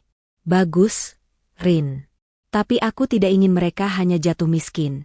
Aku ingin mereka belajar tentang konsekuensi hukum, kata Nitya, matanya menatap tajam. Maksudmu? Reno memanfaatkan informasi yang diberikan ayahku, meski itu hanya umpan, untuk melakukan manipulasi harga saham kecil-kecilan beberapa tahun lalu, yang merugikan Bank Kencana. Pak Jaya sudah menyiapkan semua bukti transaksi ilegal yang dilakukan Reno, saat ia masih menjadi konsultan untuk Bank Kencana. Ayahku sengaja membiarkan Reno melakukan itu, sehingga ketika saatnya tiba, ada bukti kuat untuk menjeratnya secara hukum. Jelas Nitya. Karin terkesiap. Ayahmu benar-benar jenius. Ayahku adalah seorang visioner. Dia tidak hanya memberiku kekayaan, tapi memberiku keadilan, jawab Nitya. Nitya memerintahkan Pak Jaya untuk melaporkan Reno ke pihak berwajib atas tuduhan penipuan investasi dan manipulasi harga saham yang merugikan Bank Kencana, yang kini di bawah kendali Nitya. Beberapa hari kemudian, saat Reno sedang dalam perjalanan mencari pekerjaan serabutan, ia yang dulunya seorang konsultan bisnis terkemuka kini harus menghadapi kenyataan pahit, ia tiba-tiba dihentikan oleh 2 orang petugas. Bapak Reno Aditama, kami dari kepolisian. Anda ditahan atas dugaan tindak pidana penipuan investasi dan manipulasi harga saham Bank Kencana tahun 2021, ujar salah satu petugas sambil menunjukkan surat penangkapan. Reno benar-benar terkejut. Tunggu. Itu urusan lama. Itu sudah diselesaikan. Itu rahasia bisnis. Maaf, Bapak. Bukti baru telah ditemukan oleh pihak mahkota sejati Corpora. Kami hanya menjalankan tugas, kata petugas itu, lalu memborgol tangan Reno. Adegan penangkapan Reno itu menjadi berita viral di kalangan elit bisnis. Kejatuhan keluarga Aditama kini tidak hanya bersifat finansial, tetapi juga kriminal. Bu Asih dan Gita yang menyaksikan penangkapan Reno dari jauh, hanya bisa menangis histeris. Mereka tahu, ini adalah akhir dari segalanya. Gita segera menelepon kerabat mereka yang selama ini menampung mereka. Paman, tolong kami. Kak Reno ditangkap. Kami tidak punya siapa-siapa lagi. Namun, kerabat mereka sudah lelah menghadapi drama dan kesulitan finansial keluarga Aditama. Maaf, Gita. Paman juga sedang kesulitan. Kalian harus mencari tempat tinggal lain. Paman tidak bisa menampung kalian lagi. Diusir dari apartemen kerabat, tanpa rumah, tanpa uang, dan dengan kepala keluarga yang kini mendekam di tahanan, Bu Asih dan Gita terpaksa menjadi tunawisma sementara. Mereka menghabiskan malam-malam di bangku taman, kedinginan, menyesali semua caci maki yang pernah mereka lontarkan kepada Nitya. Sementara di sisi lain kota, Nitya sedang mendonasikan sebagian besar sahamnya untuk yayasan pendidikan anak-anak miskin, menghormati profesi ayahnya sebagai guru. Ia menyadari, kekayaan itu indah jika digunakan untuk menolong, bukan untuk merendahkan. Nitya menerima panggilan dari Karin. Nitya, aku baru saja menjenguk Reno di tahanan. Dia memohon-mohon. Dia bilang, tolong katakan pada Nitya, dia menang. Aku akui dia pemenangnya. Aku menyesal meremehkannya. Aku menyesalinya seumur hidupku. Nitya terdiam lama, menatap keluar jendela penthouse-nya. Bagaimana dengan Bu Asih dan Gita? Mereka sekarang tidak punya tempat tinggal. Nitya. Mereka tidur di taman kota, jawab Karin, ada nada iba dalam suaranya. Aku tidak ingin mereka dihukum secara fisik. Aku hanya ingin mereka sadar, kata Nitya. Karin, hubungi pengacaraku. Batalkan laporan polisi untuk Bu Asih dan Gita. Dan belikan mereka tiket pulang ke kampung halaman mereka, tempat mereka berasal. Itu adalah satu-satunya kesempatan yang akan aku berikan. Nitya mengakhiri panggilan itu. Ia tidak lagi merasakan kepuasan dari kehancuran mereka, tetapi ia merasa lega karena keadilan telah ditegakkan. Reno mendapatkan hukuman hukum atas kejahatannya, sementara Bu Asih dan Gita mendapatkan hukuman sosial dan finansial atas kesombongan mereka. Ia telah membuktikan bahwa kata-kata Reno, Bu Asih, dan Gita di hari perceraian tidak lagi memiliki kekuatan atas dirinya. Kisah Nitya kini hampir sampai di akhir. Ia telah berdiri di atas kakinya sendiri, menggunakan warisan ayahnya untuk membangun kembali hidupnya, bukan untuk menghancurkan orang lain. Ia siap untuk menutup babak lama dan melangkah ke babak baru, membawa mahkota sejati yang diberikan ayahnya. Setahun berlalu sejak keruntuhan Aditama Group dan penangkapan Reno. Kota metropolitan yang dulunya menjadi panggung kesombongan keluarga Reno, kini menjadi saksi bisu kebangkitan luar biasa seorang wanita bernama Nitya. Nitya tidak lagi hanya seorang pewaris kekayaan, ia telah sepenuhnya mengambil alih kendali. Dengan bimbingan Pak Jaya, ia berhasil merestrukturisasi Bank Kencana, mengubahnya menjadi institusi finansial yang menjunjung tinggi etika dan integritas, sesuai dengan prinsip almarhum ayahnya. Perusahaan holding Mahkota Sejati Corpora di bawah kepemimpinannya berkembang pesat, berinvestasi pada proyek-proyek sosial dan lingkungan yang berdampak positif, menjauh dari bisnis kotor yang selama ini dipegang keluarga Reno. Karin, sahabat setia Nitya, kini duduk di posisi strategis sebagai kepala yayasan filantropi yang didirikan Nitya. Yayasan ini fokus memberikan beasiswa kepada anak-anak cerdas dari keluarga tidak mampu, sebuah penghormatan kepada ayah Nitya yang berprofesi sebagai guru. Nitya hari itu sedang berada di kantor lamanya, rumah mewah yang kini telah menjadi aset perusahaan. Rumah itu sudah direnovasi total, menjadi kantor pusat yayasan filantropi miliknya. Ia tidak lagi melihat rumah itu sebagai tempat penyiksaan, melainkan sebagai monumen keadilan dan awal barunya. Saat Nitya berjalan di lorong, ia teringat jelas kata-kata Reno saat mengusirnya, "Sekarang kamu sudah bukan siapa-siapku lagi, silahkan pergi jangan pernah kembali." Nitya tersenyum pahit. Kata-kata itu kini terasa ironis, karena ia kembali, bukan sebagai istri, melainkan sebagai pemilik sah tempat itu. Sementara Nitya menemukan kedamaian dan kesuksesan, nasib keluarga Aditama telah mencapai titik terendah. Reno dijatuhi hukuman penjara beberapa tahun atas kasus manipulasi saham. Di balik jeruji, ia tidak lagi memiliki keangkuhan. Ia menghabiskan hari-harinya dengan penyesalan, menyadari betapa berharganya Nitya yang ia sia-siakan. Ia sadar, Nitya tidak hanya membawa cinta, tapi juga mahkota tersembunyi yang kini menjadi miliknya sendiri. Bu Asih dan Gita, setelah diusir dari apartemen kerabat dan menghabiskan beberapa malam di jalanan, akhirnya menerima bantuan dari Nitya, melalui yayasan anonim, berupa tiket dan uang saku kecil untuk pulang ke kampung halaman mereka. Mereka memulai hidup baru di desa, jauh dari kemewahan kota. Bu Asih yang dulu sombong kini harus bekerja serabutan, sementara Gita putus kuliah dan membantu ibunya. Mereka hidup dalam penyesalan yang mendalam. Setiap hari dihantui oleh ingatan akan pengusiran Nitya, dan bagaimana karma berbalik dengan cepat. Mereka menyadari, kekayaan dan jabatan hanyalah titipan, dan kesombongan adalah dosa terbesar yang harus dibayar mahal. Suatu sore, Nitya menerima kiriman paket dari pengacara Reno. Itu adalah surat tulisan tangan Reno dari penjara. Nitya ragu membukanya, tetapi Karin menyuruhnya membaca. Isi surat itu singkat, tidak lagi manipulatif, melainkan tulus. "Nitya, aku tahu permintaan maafku tidak akan pernah cukup. Aku menulis ini bukan untuk memohon, tapi untuk mengakui. Aku akui kebodohanku, kesombonganku, dan ketamakanku. Ayahmu benar, harta akan mengundang serigala, dan aku adalah serigala itu. Aku sekarang mengerti. Kau tidak hanya mendapatkan kekayaan, Nitya, kau mendapatkan kekuatan dan harga diri. Aku menyesali setiap kata yang kuucapkan saat mengusirmu. Aku hanya berharap kau bahagia. Aku harap kau menggunakan master account itu untuk kebaikan. Jaga mahkota itu baik-baik. Salam dari orang yang pernah menjadi bagian terburuk dari hidupmu. Reno." Nitya meneteskan air mata. Bukan air mata kesedihan, melainkan air mata penutupan bab. Ia merobek surat itu menjadi potongan kecil, melepaskan sisa ikatan emosional terakhirnya dengan Reno. Ia telah memaafkan, tetapi ia tidak akan melupakan pelajaran itu. Plot twist final terungkap. Nitya berjalan ke ruangan tertutup di kantor pusat yayasan itu. Ruangan itu dulunya adalah gudang yang tidak terpakai, kini menjadi arsip pribadi Nitya. Di dalam ruangan itu, Pak Jaya sudah menunggu. Bu Nitya, saya senang Anda datang. Ada satu hal lagi yang harus kita tutup.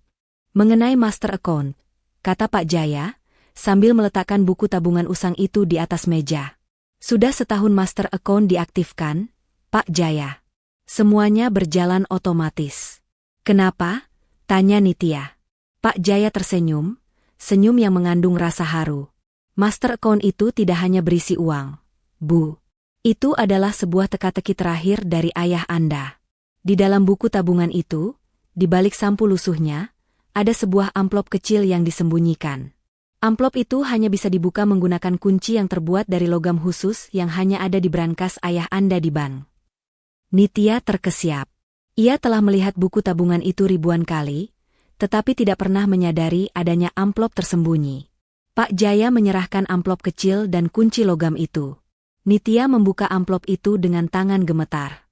Di dalamnya, ada sepucuk surat lagi dari ayahnya. Isi surat itu berbeda. Surat itu adalah surat instruksi terakhir. Nak, jika kamu sudah sampai pada titik ini, kamu sudah berhasil. Kamu telah diuji oleh kesombongan, dan kamu telah membuktikan bahwa kamu lebih berharga dari sekadar uang. Sekarang, gunakan master account itu. Tapi ingat, harta terbesarmu bukanlah angka-angka di bank, melainkan mahkota sejati yang ada di dalam dirimu, integritas, keberanian, dan kasihmu. Surat ini adalah penutup dari semua rahasia. Jangan pernah takut untuk memulai yang baru. Ayah menyayangimu, Nak. Di bawah surat itu, ada sebuah benda kecil, sebuah liontin kalung emas putih berbentuk mahkota kecil yang indah. Itu adalah kalung yang selalu ingin dibelikan ayahnya saat ia kecil. Tetapi ayahnya selalu mengatakan, ia harus mendapatkannya sendiri setelah ia benar-benar pantas. Nitya menangis bahagia. Ia mengerti. Master account dan kekayaan miliaran hanyalah cara ayahnya untuk menguji dan memproteksinya. Mahkota sejati yang sesungguhnya adalah keberanian yang ia tunjukkan saat ia bangkit dari nol. Akhir yang memuaskan. Nitya resmi menutup bab masa lalunya. Ia mengadakan konferensi pers, bukan sebagai pemilik bank kencana, melainkan sebagai kepala Yayasan Pramudya. Ia berjanji akan menggunakan seluruh kekuatannya untuk membangun masyarakat yang lebih baik. Di hari peresmian kantor baru yayasan, Nitya berdiri di depan gerbang rumah yang dulunya menjadi tempat pengusirannya. Ia mengenakan setelan putih yang bersinar, dan di lehernya, tergantung liontin mahkota emas putih pemberian ayahnya. Ia kini hidup bahagia, mandiri, dan sukses. Ia telah membuktikan kepada Reno dan keluarganya bahwa mereka salah besar. Mereka mengusir seorang wanita miskin, tetapi yang kembali adalah ratu yang memegang mahkota sejati miliknya, di istananya sendiri. Ia tidak mencari cinta baru, karena cinta sejati ayahnya telah memberinya segalanya yang ia butuhkan, kekuatan untuk tidak pernah diinjak-injak lagi. Pesan moral singkat. Kekayaan terbesar bukanlah harta yang diwariskan, melainkan harga diri dan keberanian yang membuat kita mampu bangkit dari kehancuran. Jangan pernah meremehkan seseorang, karena kekuasaan sejati seringkali datang dari tempat yang paling tak terduga.